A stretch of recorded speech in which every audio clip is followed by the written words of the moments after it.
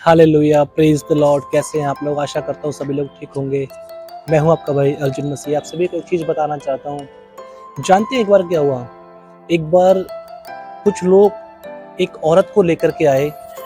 वो एक मोहल्ले की नहीं, एक गाँव की नहीं, एक शहर की बदनाम औरत थी, जिसे फरीसी लोग यीशु मसीह की आज़माइश करने के लिए यीशु के पास लाए और लाकर कहा कि देख, ये औरत को हमने व्यभिचार में पकड़ा है और व्यवस्था के हिसाब से ऐसी औरत को पत्थरवाह करके मार देना चाहिए, क्योंकि ऐसी व्यवस्था मूसा के टाइम पे थी।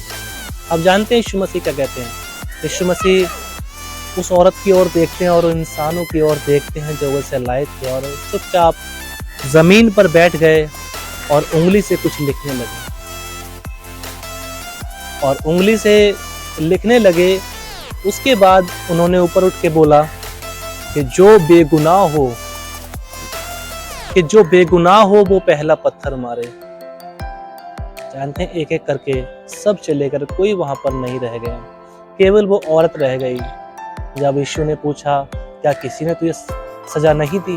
उसने कहा नहीं। उसने कहा जा, मैं भी नहीं देता। इसमें दो बातें आती हैं। एक तो यीशु मसीह जो शिक्षा देते हैं दूसरों को माफ़ करने की बोती। दूसरी ये, उन्होंने ऐसा उंगली से ज़मीन पर क्या लिखा जिसे देखकर सारे लोग चले गए। जानते हैं क्या लिखा था? उस पृथ्वी पर जो लिखा था कि जो भी इंसान उसको देखता था उसको अपने गुनाह लिखे हुए याद आते थे। इसलिए जिसको पता भी नहीं था वो आता था और नीचे देखता था और उसको अपने गुनाह लिखे हुए दिख जाते थे कि तू भी पापी है, तू भी गुनहगार है।